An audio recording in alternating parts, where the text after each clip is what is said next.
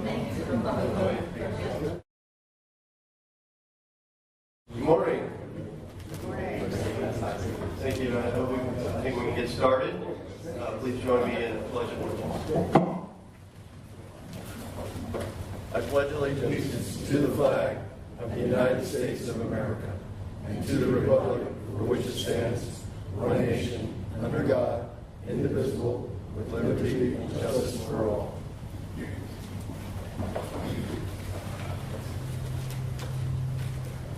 Okay, first, I'd like to call this meeting to order. And our second item, I guess, is public comment. Do we have any public comment? Cliff Arlen.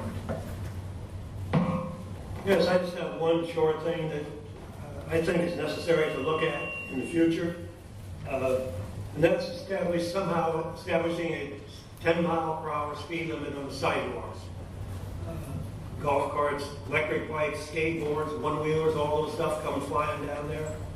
In fact, last week, I'm coming up through Cocoa Beach on my bicycle on the sidewalk, and all of a sudden this guy comes flying around me on one of them electric bikes, and he almost plowed right into a lady with her baby in a stroller just ahead of me, just veered off in the grass, just barely missed her. And I think something needs to be done to slow these people down on the sidewalk. That's all. Thank you. Thank you, Arnold. Next is our Executive Director's report. Jordana? Good morning, everyone. It's so good to see everyone. I do want to update you on several items.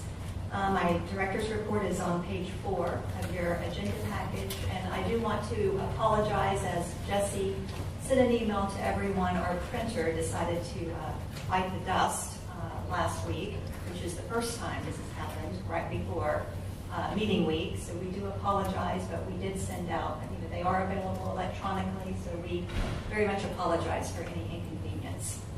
I want to let you know that we have 2 more cities that have adopted Vision Zero. That is the city of Palm Shores and the city of Rockledge.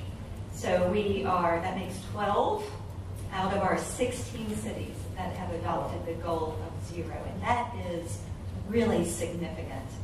In fact, we had our Vision Zero leadership team that Kim ran, and Lorene Bobo, the safety administrator at FDOT, informed us that basically within District 5, the DOT District 5 area, there's only 19 municipalities that have adopted Vision Zero.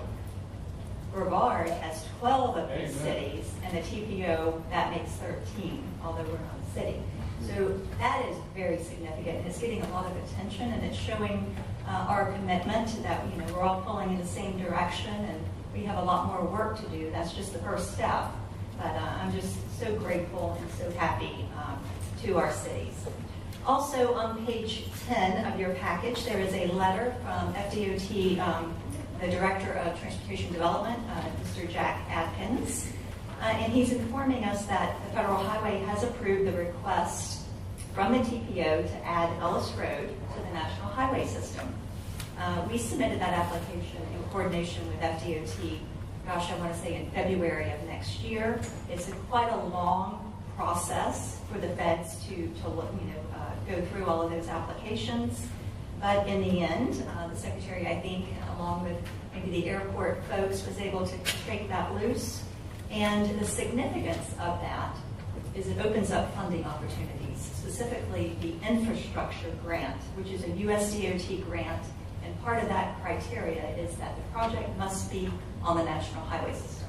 So we are very excited about that. And also we will be working with our consultant to move that project forward, and that would be our first US DOT grant that we will be funding and submitting next year when the notice of funding opportunity opens up. So I think we're ready to roll. I think we've got our 20% match, and we're really excited to move into that.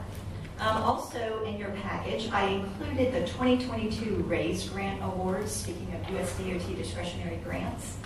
Florida received 5 awards, which is really phenomenal. Some of the awards were the Pinellas Transit Terminal, the Tampa Port, Port Miami, Smart St. Augustine, it's a roll grant. And then also the last one is FDOT submitted a grant for safety measures along the 195-mile corridor of Florida East Coast Railway. And that was a partnership with Brightline to put in safety improvements along that corridor in anticipation of passenger rail. It includes fencing, landscaping, delineators, roadway striping. And so that's a very significant project. In fact, it was the largest project, the largest funding project, which I think was at $25 million, a $25 million award. So that is very significant. We're very happy. And I know many of the municipalities submitted letters of support to Brightline to put in the package, and so we appreciate that as well. And then finally, I did want to mention the TPO actions from the July meeting. They approved all of the action items, but I do want to let you know there was quite a conversation, if you remember in July, about our project priorities, our list of project priorities. And there was a motion made to move the Clear Lake Road widening from number 7 on the priority list up to number 3 under regionally significant. We did take that to the governing board. It also invoked a lot of conversation. But at the end of the day, the agreement, the approval was to move Clear Lake to number 4 instead of number 3. So A1A is still the first state road above Clear Lake Road. So improvements to A1A, safety improvements, is still a high priority. It has been for many, many years. I think for many of you that know that TPO has been involved in trying to improve safety along A1A back at the A1A Safety Committee and working with Cocoa Beach and Cape Canaveral. And also on that note, I wanted to let you know that the Cape Canaveral City Council did vote not to approve the roundabout, the proposed roundabout that the department proposed to make it a safer alternative at the intersection of North Atlantic and International Drive. So the department is committed to working with Cape Canaveral to give them a valuable project. It's just not going to be the project that we originally thought to bring that traffic and slow the traffic down to 35 miles per hour, but they will be able to implement some improvements and get it potentially maybe to 40. So wanted to let everyone know that. And Mr. Chair, that concludes my report. Thank you, Georgiana. All good news. And back to Ellis Road and having that road on the National Highway list. I mean, that is so significant. It's probably the most significant thing that's happened to that project that's really going to springboard it to make it happen. So appreciate your leadership on that, Georgiana, and also taking the leadership and applying for that intergrant. That's just terrific news. Right, quick question. Yes. Georgia, on page number 4, number 3, is that for information purposes, or are some of us invited to that? Oh, yes, that is really just for information purposes. We've been wanting to have a local collaboration program for quite some time so that the TPO could meet with our local, with our cities and kind of talk about, priorities, the long-range plan, their comp plan, and how maybe the two really should be talking, that we should be moving towards the same vision, and to build partnerships and relationships. And that was the whole purpose of those meetings. We felt like they were very successful. Brevard County, we have that one coming up with the county team in a few weeks. But it was really just for the TPO and city staff and county staff to get together and just see how we can work together. And so looking forward to the county meeting coming up in a few weeks, but they were very successful. Sorry, I did not mention that. Well, no, I noticed there was no time there, so I assumed it was just for the staff. Thank you. Yes, thank you. Okay. Item number 4 is the consent agenda. Georgiana. So I will read the consent agenda. I have a few little updates I want to read or give you along the way. And of course, the consent agenda can be passed in one motion. So the consent agenda for A, the TAC committee minutes of July 11th. For B, the Space Coast Rail Committee, this is work order 23-02H. I did want to let you know that we had a few minor updates to that particular work order. We let Brightline review it as well, and we have got some recommendations. So really it's just wordsmithing. The name, we want to change the name to an Intermodal and Regional Connections Committee, which we think better identifies what that committee is going to do for us. But the intent of the scope hasn't changed. So we just wanted to let you know that, and the updated scope of all of that, those changes will be going to the governing board. Also, 4C, the Grant Development and Identification Tool, which is work order 23-03H. This scope includes a tool to identify which competitive grant funding opportunities in the infrastructure bill are best suited for our list of project priorities. There's 4 more years of that infrastructure bill. We want to get in front of it and be prepared to understand what priorities we're going to fit in line with these grant opportunities.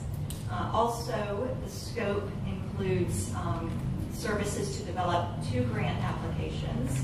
One I already mentioned, the infrastructure grant for the Ellis Road construction. And then the second one is an FDOT intermodal development grant opportunity for the planning phase or a feasibility study for an intermodal rail facility. So this is just the first step for us to kind of dig into that and understand what our potential station, an intermodal station, could look like. So FDOT did reach out to us. If you remember in our UPWP, we did have some funding set aside for a feasibility study. But this is a grant opportunity that not a lot of folks are taking advantage of, and if we can use their money, then that opens up more money for us or potentially another grant opportunity or other things that we can do. So, and then finally, 4D, work order 23-04H, public involvement support. 4E, work order 23-03K, it's our school routes analysis. And then 4F, resolution 2305, the Central Florida MPO Alliance fiscal year 23 regional list of priority projects, which by the way does show Ellis Road as the #1 strategic intermodal system project on the regional list. So we are asking for approval of this consent agenda, Mr. Chair. I have a comment, please. On page 21, I made a motion, I supported moving the Clearway project up, but I want to give adequate credit to Liz Allwood, because if it wasn't for her initial statement, I might not have keyed up and backed her on that. And even though she's not here for me to comment to her personally, I wanted to make sure that we made a note of that. I would like to amend that to say result of Liz Allwood's inquiry earlier, okay, so that people can associate the two. Number 2 is I wanted to commend the group here for their willingness to move to other schools. I don't know if you remember, but last year I asked, are we going to go and do some studies on other schools? And the caveat was maybe. And so I just wanted to publicly say, that's great. I'm looking forward to it. And I'm sure we'll be getting up to North Brookline eventually. Yes, sir. I have a question.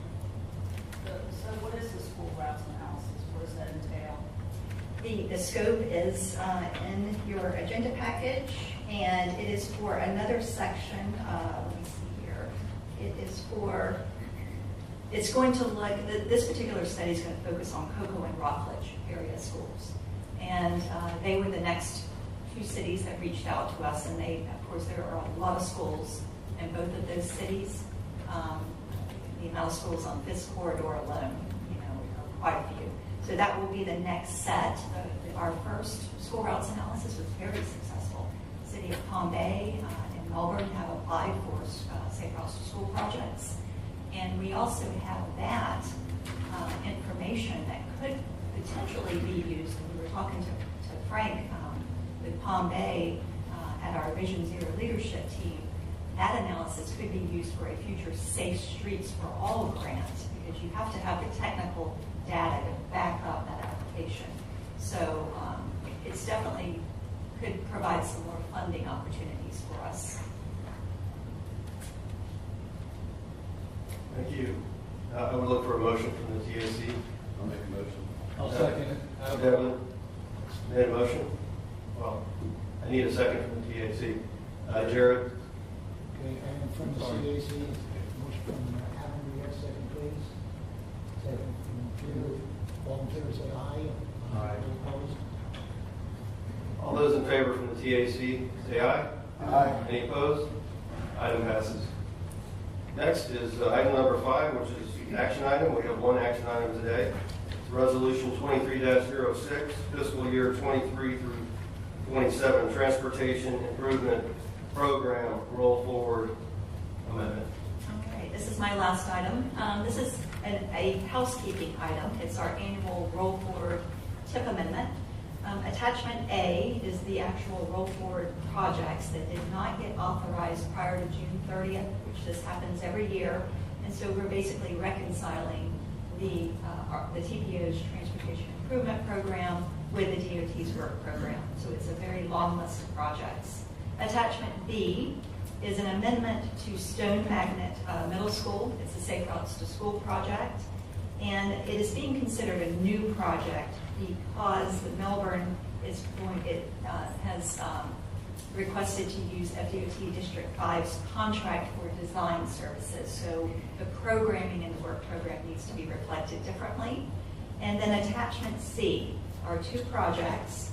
The 528 resurfacing, and that is programmed in 2023. The project limits were reduced due to the fact that the 528 widening will be queued up at some point in the future. And so there was a reduction in the limits of the 528 resurfacing project that would be beginning in 2023. And then the A1A and Sebastian River bridge replacement. That is just for information purposes. If you remember, they came to DOT District 4, came and gave a presentation on that project, the PD&E phase. But it is in a completely different DOT district. But for planning continuity, planning consistency, we want to reflect that in our transportation improvement program. So we are asking for approval of all of our amendments to the 23 through 27 TIP. Comments from the TAC? I make a motion. Christie makes a motion. Second. Second by Frank. And from the CAC, we have a motion. I'll make a motion, Adam Kohler. Motion from Adam, second, supported as well. Any further comments? Hearing none, all in favor, say aye. Aye. Opposed? Motion carries unanimously. From the TAC, all in favor, signify by saying aye. Aye. Any opposed? Item passes. Next item on the agenda is presentations. Our first presentation will be on public participation, plan measures of effectiveness report fiscal year 2022. Good morning. That was a mouthful. I know. I say it all the time. Good morning. My name is Abby Hemingway, and I am the Public Information and Outreach Manager for the TPO. And this is one of my favorite reports to give your feedback on and have our committees and board each year. This is talking about our tools and our methods that we use for public participation. And we look at it on an annual basis, and we get to talk about some of the new things that we're using and how we're doing.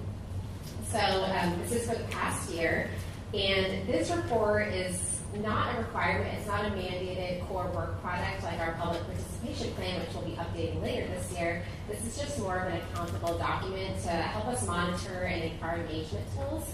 And it really just serves as a transparent review of how we continue to strengthen our public involvement activities.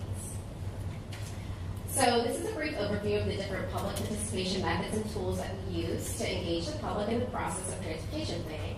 You have the full report. I'm not going to go through the full report today in my presentation. But when it comes to public participation, we know that face-to-face meetings are have been a long standard practice for government agencies, but of course over the last 2 years we've seen a major change in the method of hosting public meetings and even internal meetings. We're just now starting to see the shift in patterns where people are getting more comfortable coming back to public meetings as a community and they want to be together again. But we still have to offer that virtual component, such as watching it live today. Our meeting is live today on YouTube for the public, so that it's beneficial for those who want to participate virtually still. And really all of these methods are avenues to ensure that the public has multiple ways to participate, and it really increases our reach in the end. And you can see these are a few of the different tools that we use, and I'll talk a little bit more about them in a minute here. So before we start to talk about our methods and tools, I think it's really important to recognize how we reach and engage our underrepresented populations, and specifically our communities of concern. The TPO recognizes and acknowledges that not all public citizens have access to the same information.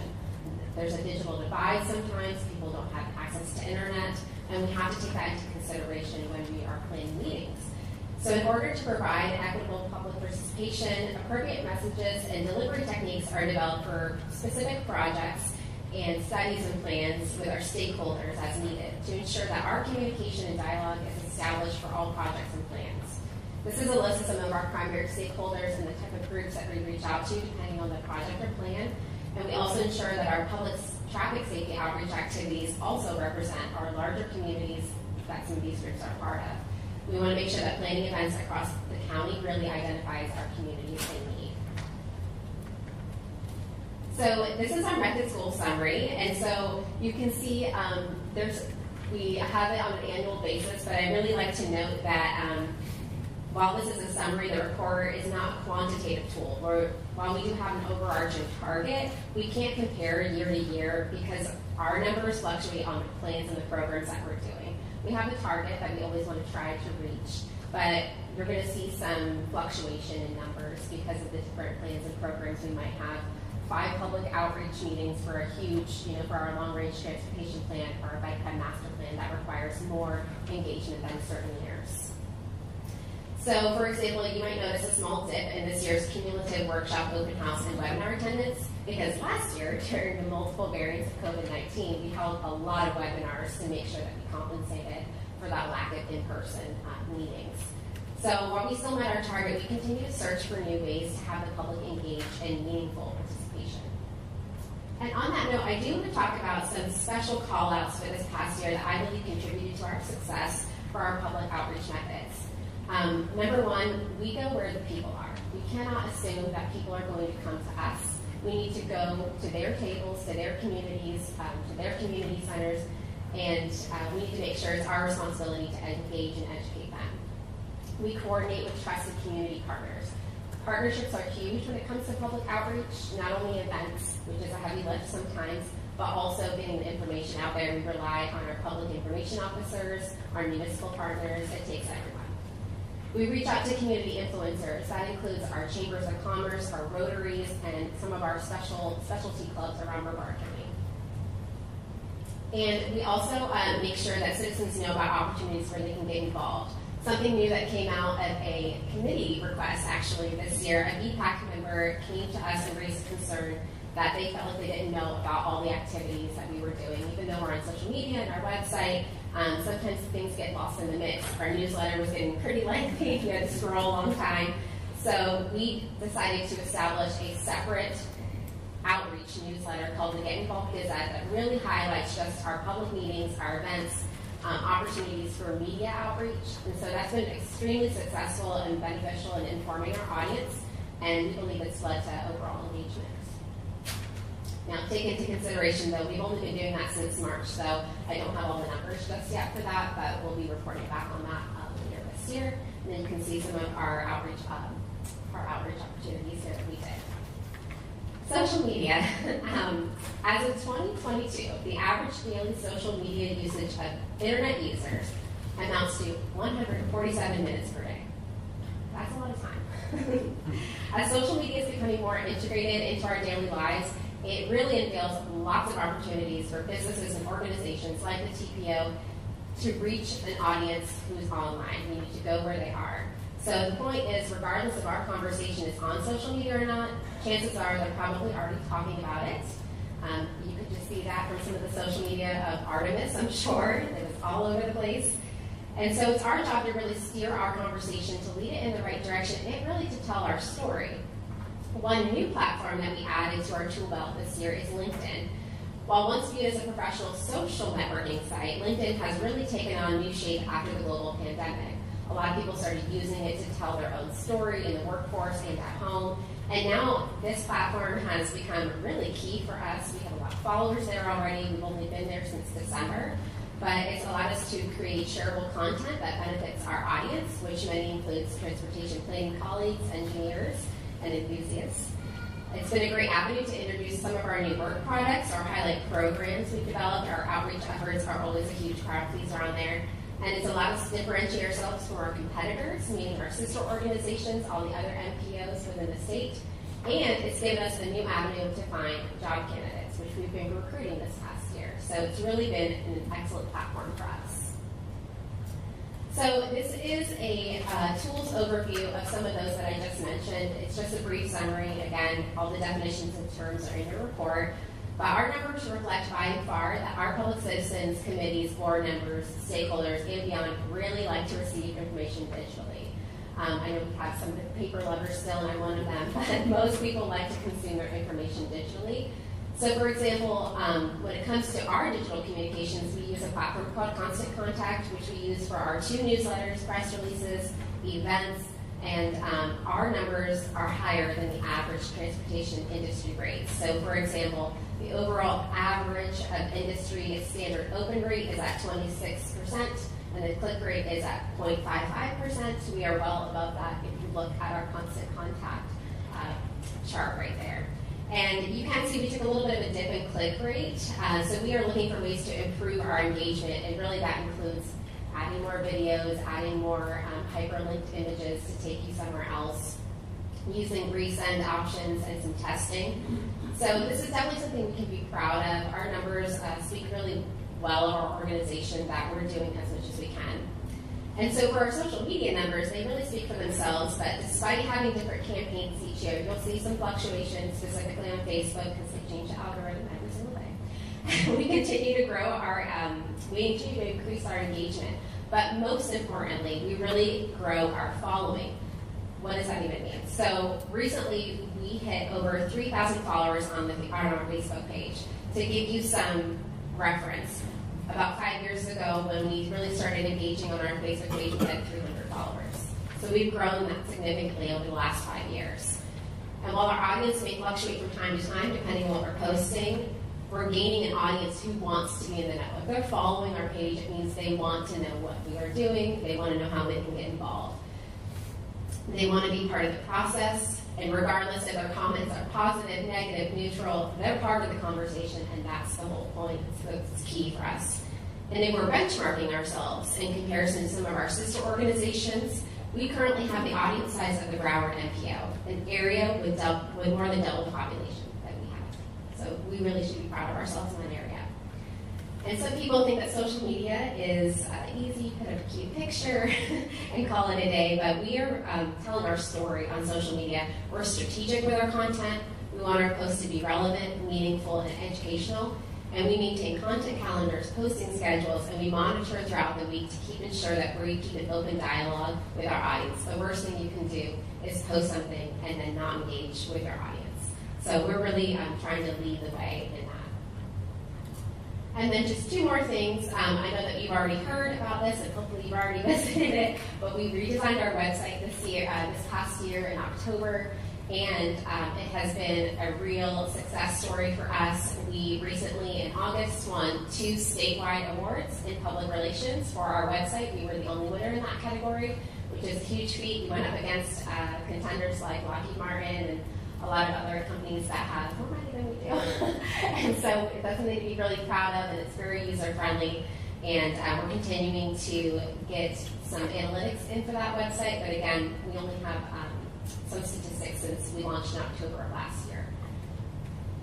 And then I wanted to talk about some of the effectiveness that we're not really in control of.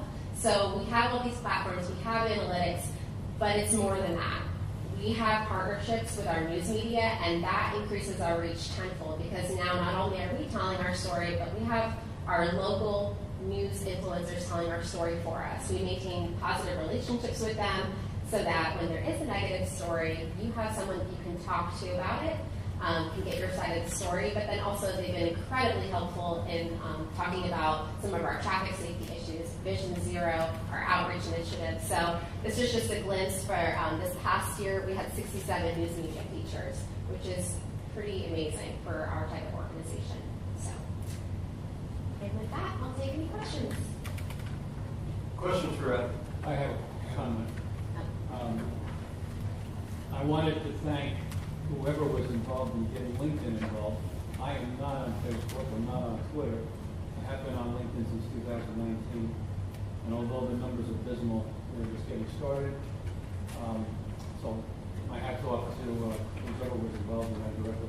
I wanted to point out that back in 2019, 2020, Facebook reach was over 700,000. It's dropped down to just over 200,000. So, and then the second point that I wanted to commend you on the 2 awards. Thank you. Just a quick note, thanks for the great use of analytics and the metrics that you pose, and the fact that you pay attention to them and adjust your message accordingly. I think you can solve this. I think it's that good, that meritorious, and might be a nice little source of income from other TPOs or similar organizations. Thank you. Mr. Chair, if I may, Abby is 100% correct. Our citizens have a stake in it, in everything we do. Sometimes it can be a little uncomfortable because I'd like to say, I heard someone say that FDOT and the TPO is really the same coin. We're just different sides of it. The TPO represents the locals. We are made up of local governments and local citizens. But yet our citizens have a stake in it. Education is key. Sometimes it's hard when some citizens have already made up their mind, even though sometimes we have the facts that state otherwise. But at the end of the day, it's about communication, education, and they have a stake in it. And what they want is really important. DOT recognizes that. We recognize that. And I just want to say Abby does a phenomenal job. When I go to statewide meetings, which are the MPOAC, the 27 MPOs get together, I cannot tell you how many MPO directors have come up to me and said, I just love your public involvement of a director. They'll pull things, they'll share things, that she just has really put the TPO out there, and I could not be happier. She puts me out there in places. Okay, are you sure about this? She's definitely a professional in all ways.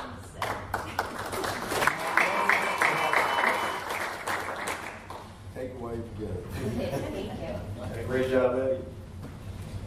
Okay, next presentation is from the Florida Department of Transportation. It's the functional classification and urban boundary.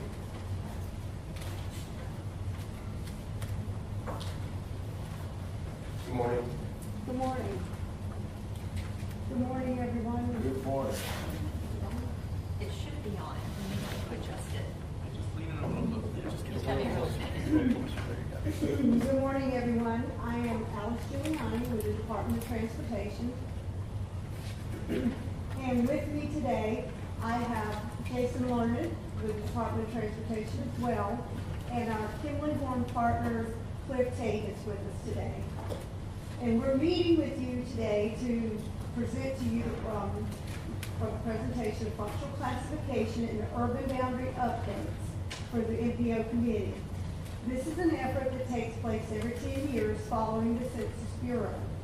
And after the presentation, we'll take questions. Okay, I didn't know. I'll do the flipping here.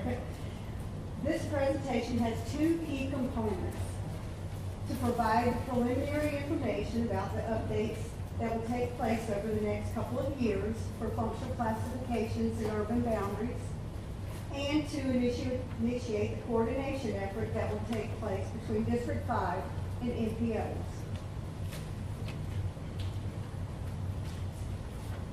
In this presentation, I'm going to go over the background of these processes and the general schedule and some key points about the update. These updates are happening in response to the 2020 U.S. Census. Every 10 years after the census is complete, updated population numbers determine changes in the urban boundaries. The functional classification for public roadways is updated during the same time frame as the urban boundaries and are adjusted, although there is no strict relationship between the two. Because these two processes require similar coordination efforts, it makes sense to conduct them in relation to one another.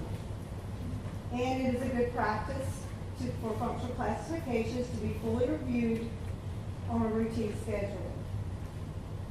Urban boundaries are preliminarily adjusted by the Census Bureau after the census is conducted, and FHWA and FDOT can then determine if further refinements will be made for reasons such as consistency with the approach to transportation planning.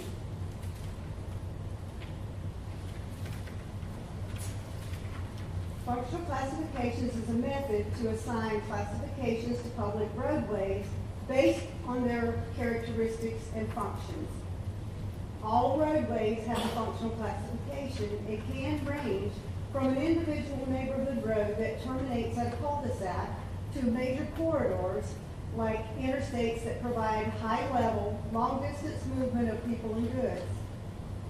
Access and mobility are two important considerations to determine that considerations in determining the appropriate classification of a roadway, and I'll talk more in a moment about these considerations. This is an overview of the official classifications. Note that the entire range of classifications can exist in both urban and rural areas. For illustration purposes, listed are some examples of roadways that fall under these classifications. In this slide, for example, we show some roadways within the Metro Plan Orlando NPO area. Functional classifications is not determined by exact criteria, but is a balance of technical factors and judgment based on context. In this graphic, which was developed by FHWA, illustrates how classifications relate to mobility and access. Mobility is depicted by the angled arrow in the center of the graph. Mobility is higher at the bottom. Access is depicted by the vertical arrow on the left, and access is higher at the top.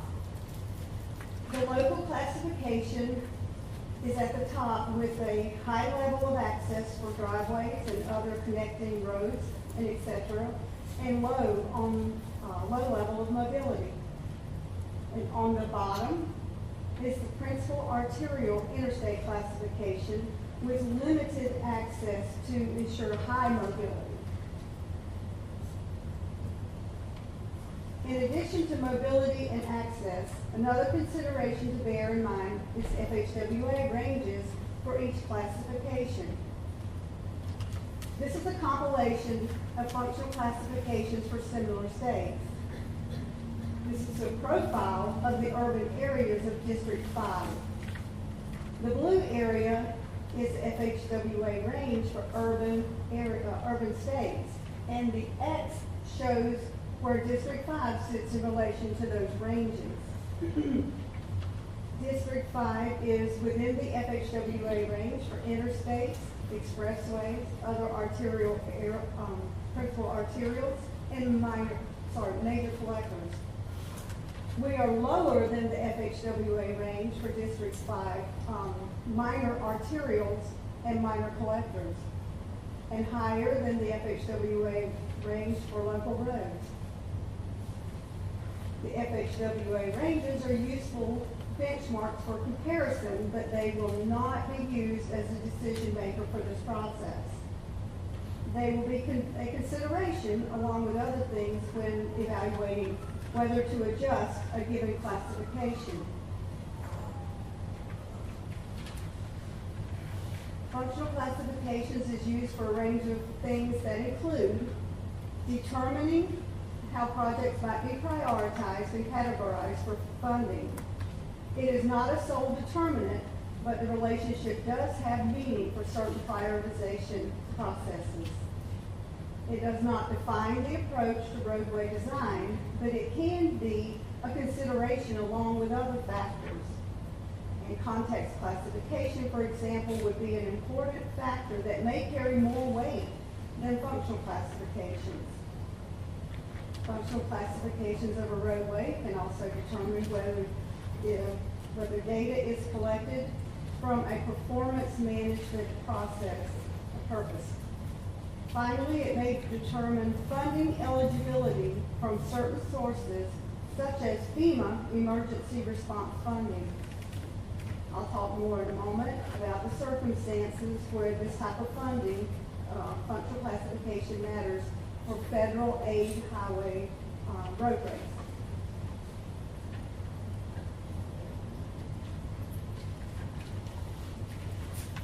Urban boundaries are simply the line that separates the area defined as urban from what is rural.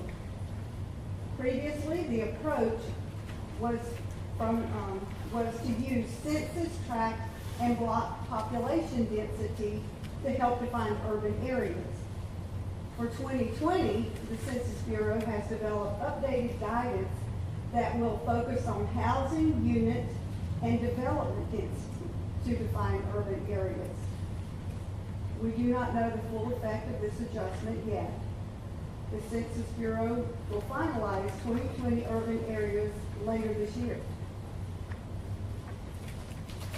As I mentioned previously, the urban boundary and functional classification processes are done in tandem with one another. The functional classification is not necessarily determined by whether a corridor is within an urban area. This is a copy of an existing approved map identifying urban boundaries, designated by the yellow urban area, and functional classification, designated by the color of the roadway. For example, if you look at the roadway on the map, and you'll see that the line color doesn't change when it crosses urban boundary and into rural. However, the line thickness changes. The thickness denotes whether it is in an urban area, the thin line, or the rural area, the thick line. But the classification is still the same in both the urban and rural areas. This is a summary of when functional classification classified corridor is eligible for federal aid funding. As you can see, one of the variations where the urban boundary has an effect is in minor collectors. If a corridor that is classified as a minor collector is inside the urban boundary, it is eligible for federal aid funding, while the minor collector outside the urban boundary is not. In addition, local roadways, regardless of whether urban or rural, are not eligible for federal aid funding. One of the most significant implications is whether or not local governments are eligible for federal aid reimbursement after hurricane cleanup. Urban areas can be reimbursed for all major and minor collectors, but not local roads. Thus, if we increase the urban minor collectors, as suggested by FHWA ranges, more roadways will be eligible for federal aid to cover hurricane cleanup costs. A similar situation occurs for rural areas, but only major collectors and above are eligible for federal aid reimbursement after hurricane cleanup. Now turning to the general schedule. This is a multi-year effort and is expected to continue through 2025. I will talk more in a moment about what's happening right now. Looking ahead, the Census Bureau is expected to release the finalized 2020 urban areas this coming winter. Remember that these are urban areas defined under the new guidance, which focuses on housing units and development density. Next, USDOT is expected to designate new transportation management areas, TMAs, by early next year. The only District 5 MPO not currently designated as TMAs is Lake Sumter MPO and Ocala Marion TPO. At that time, we'll learn whether they will become TMAs, which means they will receive additional funding, but will also have additional requirements. In addition, we may see an expansion of the urbanized area within Flagler County, which could lead to adjustments to River to Sea TPO. This is the overall pattern that District 5 will undertake to coordinate the updated process.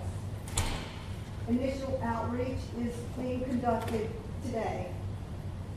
The functional classification update will be conducted within the general sequence of steps shown here. A second round of MPO presentations will cover more detail about the update process. We would then undertake outreach to local governments consistent with the coordination approach defined by the prospective MPO. Ultimately, the process will lead to presentations to the MPO boards for their approval and of the proposed functional classifications. In order to avoid confusion about the two processes, the urban boundary update will be conducted just following the functional classification update.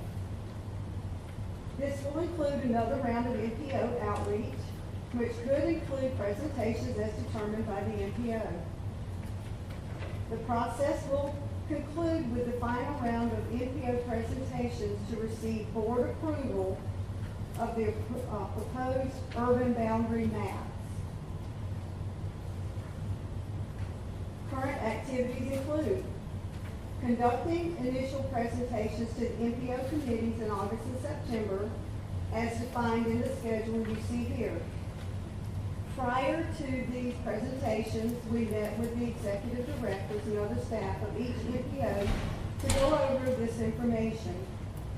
Simultaneously, our team is conducting the QC review of functional classification data to identify new roadways that are not already classified, areas where modifications are needed to correct or update data, and other changes as identified. These efforts require significant coordination, and these are the key players to make it all happen. It will be important to coordinate with FHWA to ensure that the updated approach is consistent with the guidelines and requirements. FHWA will be the final step in signing the approved maps. FDOT's Transportation Data and Analytics Office within Central Office will be the main conduit for coordination between FHWA and FDOT. Once the Census Bureau provides 2020 urban boundaries, TDA will develop initial maps for distribution. TDA will be integral throughout the effort to update the functional classification and urban boundaries. The districts will play a key role in facilitating detailed update efforts in coordination with the MPOs. MPOs will define the approach to coordinating with the local governments, and both District 5 Secretary and MPO Board Chair will sign off on the final functional classification and urban boundaries that will be submitted to FHWA through TDA. I will be your District 5 coordinator, and please feel free to reach out to me with any questions that you have. and Space Coast TPO's contact will be Stephen Boswell. Whoops, one more. To summarize some final considerations, this is just the beginning of our outreach for this multi-year effort. At this point, we're not seeking any specific actions or information, but we will be coming back to you in the future with these processes as the processes get fully underway. It will be useful for local governments to identify a primary contact for these efforts to coordinate with NPOs. We will appreciate your participation at the appropriate points along the way, and that help make these update processes happen efficiently and effectively. And with that, we'll take questions. Any questions for Alice? There's a lot of information. I have a question. So, Go ahead, Chris. this is very similar to, sort of the different classifications that FDOT came up with for urban versus rural. Are you talking about the context classification? Yes. Yeah, that's fine. No, those are something separate. The context classification is something that was developed to promote alternative modes of transportation based, if they're a business district or suburban area. This is something separate. So this is the traditional, is it arterial, is it collector? Correct. Any other comments or questions for Alice? I just had one question here on the current activities. It says river to sea TPO. Where is that located? That is in Volusia County. That's an error in the slides. Yeah.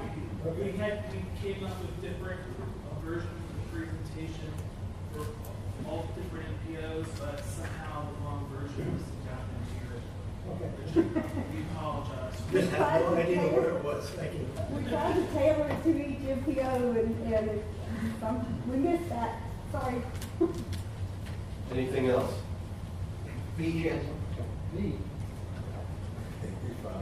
Yeah, you brought up some interesting points on the FEMA funding, that on local roads, FEMA doesn't pay for debris pickup, but on minor collectors, they would. And I read between the lines that would encourage the local governments to add whatever minor collectors they could if they fall into the urban boundary, just to get the extra cash in case a storm blows through. Did I read that correctly? Yes. Well, if you want to, I'm looking at Cliff because I'm like, this is the whole point of our coming to you now and getting ahead of this. It is something that we have to use discretion on, because not every single local road is going to be collected. That's just, something we have confines, and we have kind of limitations within, how much mileage is allocated to that. So that's just a caveat. We can't make everybody's local street a collector. That's just, it's not going to happen. Okay, appreciate that. We got enough snake oil on us where we don't have to circumvent that. And the second question I had is these, in the route to school sidewalk projects, even though they may not be on minor collectors, are they still eligible for the federal funding? Yeah, that is a totally separate program from, and it's not based on functional classification. That's an entirely separate process. Correct. None of the funding for that is affected by functional classification. Okay, I'm leaving this a little bit wiser. Thank you. Thank you. So Pete asked his first question about getting money. I'll ask the follow-up question to that is, what will it cost us to do that? Can you be a little more specific? Okay, so you mentioned about additional requirements.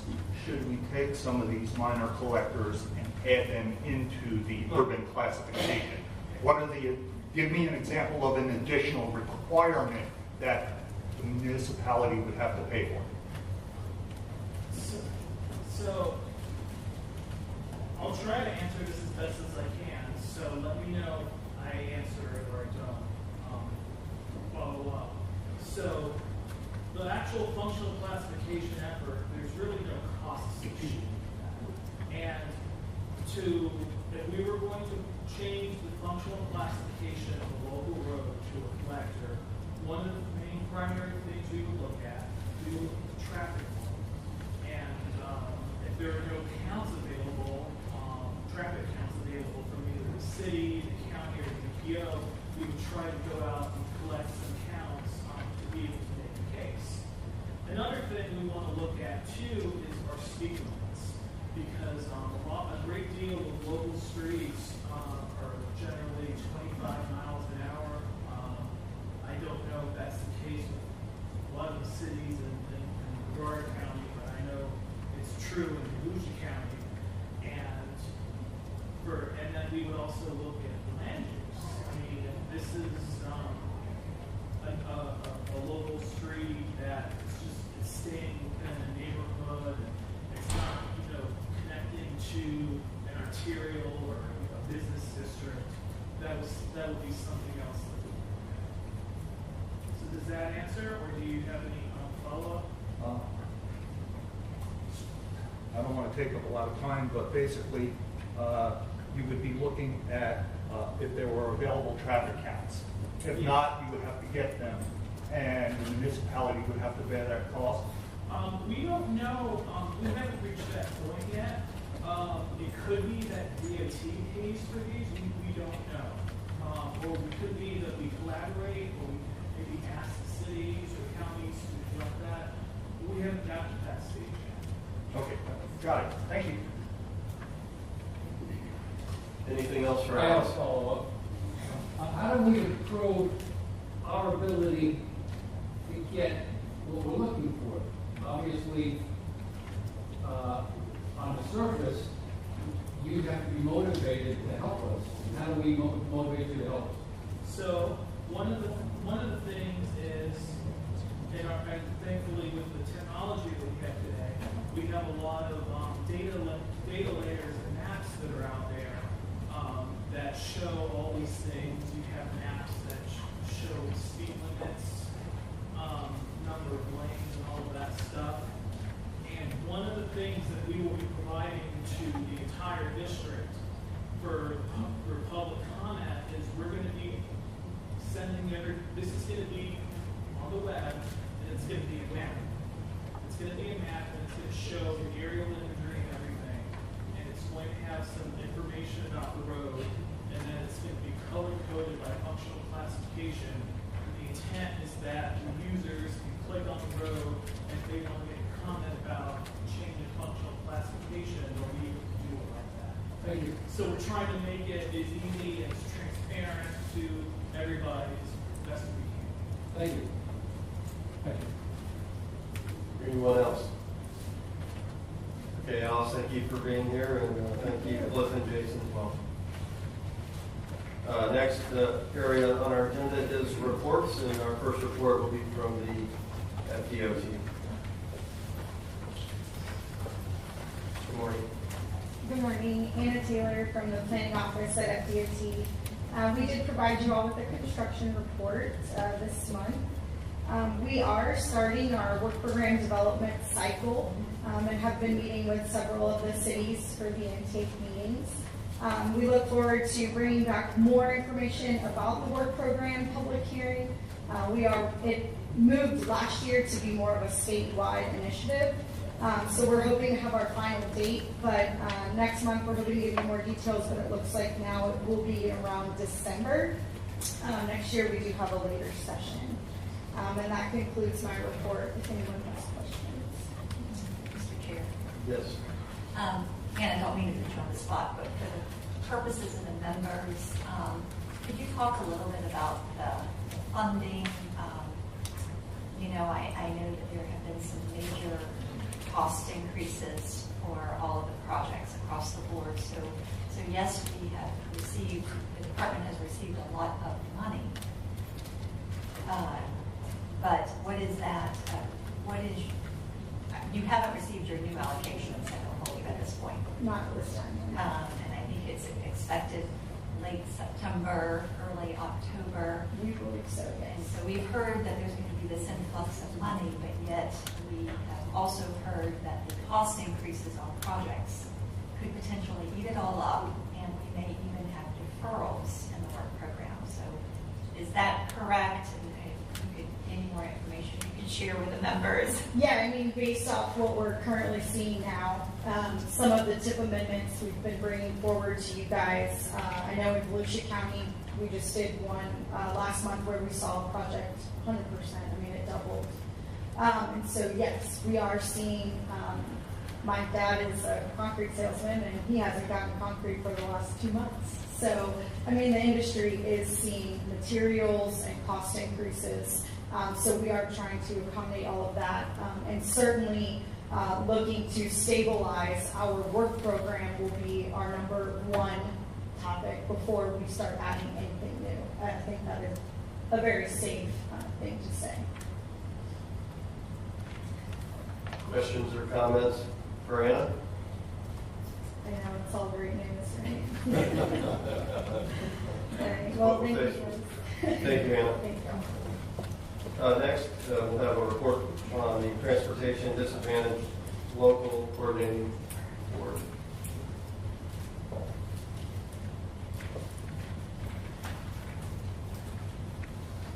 Good morning, sir. Good morning.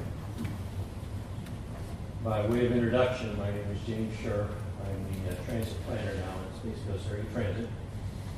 I just have an outline of a few things that were presented at the Transportation Disadvantaged Local Coordinating Board meeting that was held on August 8th. Space Coast Area's transit staff presented reports on community coordination and outreach efforts. During the quarter, the team was active in the community, attending outreach activities to promote the transit, as well as attending job fairs to attract new bus drivers. A performance report card highlighting the steady increase in passenger trips being taken on paratransit. We have seen an uptake on our ridership numbers. Passengers appear to be more confident in returning to transit, and we're getting close to our pre-COVID ridership numbers. The Transportation Disadvantaged Planning Grant was submitted to the Commission for Transportation. Volunteers in Motion also reported an uptick in their ridership. A report on the Community Transportation Disadvantage Audit was given. We are submitting a response to that audit. And Elizabeth Schruck from our consulting firm of Banish presented the 2023 to 2032 Transportation Development Plan for review. Thank you. Thank you, James. Any questions or comments from James? Thank you, James, and congratulations. Next will be the public engagement report. Abby?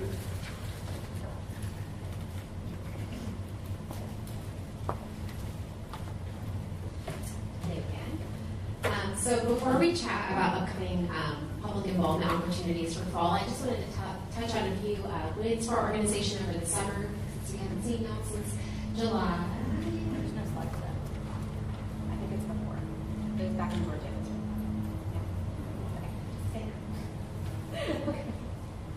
So but there's the packet, right? Yes. Okay. So I'll just go in packet. So in July, the TPO partnered with FDOT District 5 and local law enforcement agencies to host a series of pedestrian safety pop-ups along 818. So hopefully you saw some of that information on our social media channels. We did this to raise awareness about the importance of looking for pedestrians and bicyclists on that corridor during the busy summer months. I know we have a lot of residents who are, and kids who are out for the summer, but also we have some visitors that come. We also chatted with pedestrians and bicyclists about the importance of staying safe and seen by passing out high visibility items like bike lights, vests, and other safety goodies. And these events garnered 3 news media features from different agencies, including WFTV Channel 9, News 13, and Florida Today, of which we made front page news, which we rarely do. So we were very excited about that.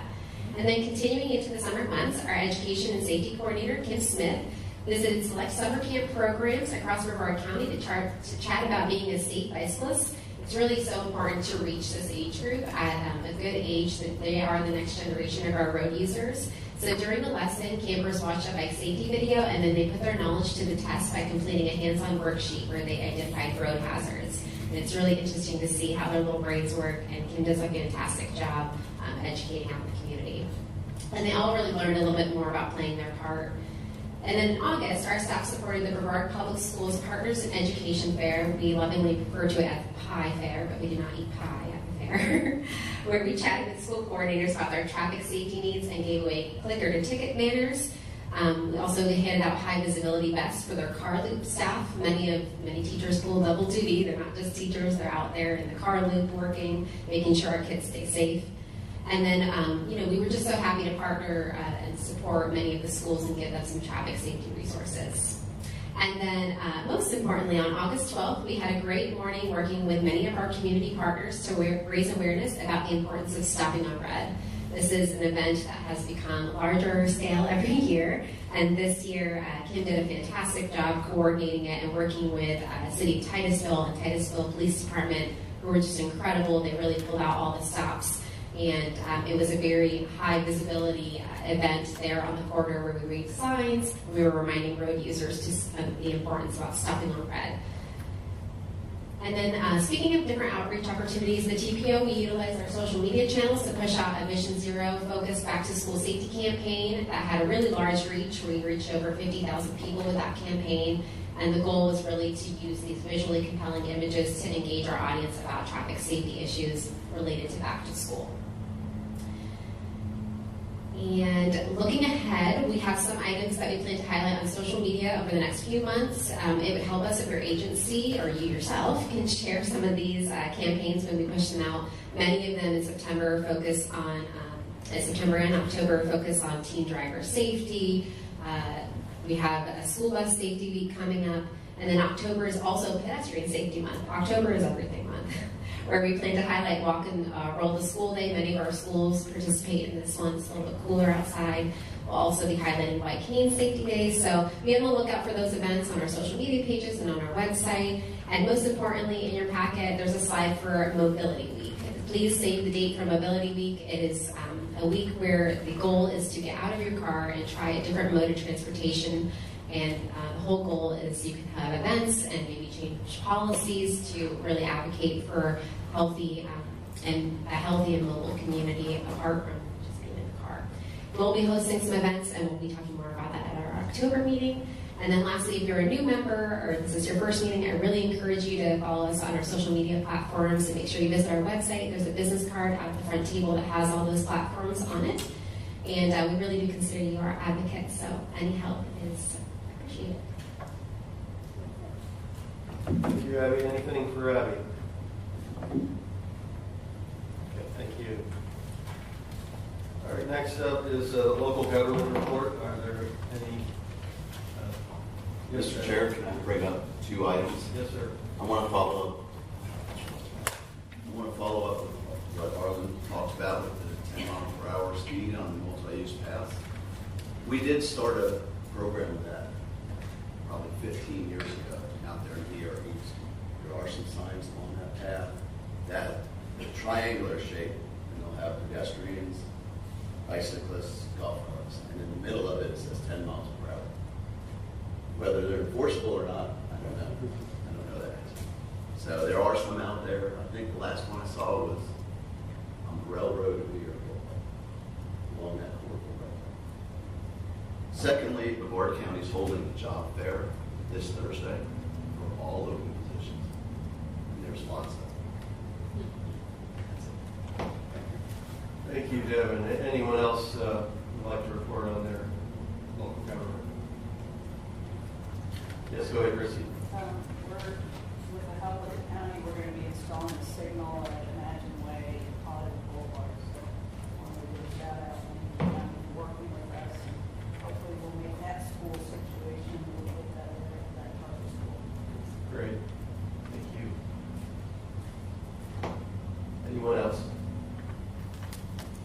Okay, this meeting is adjourned. Thank you.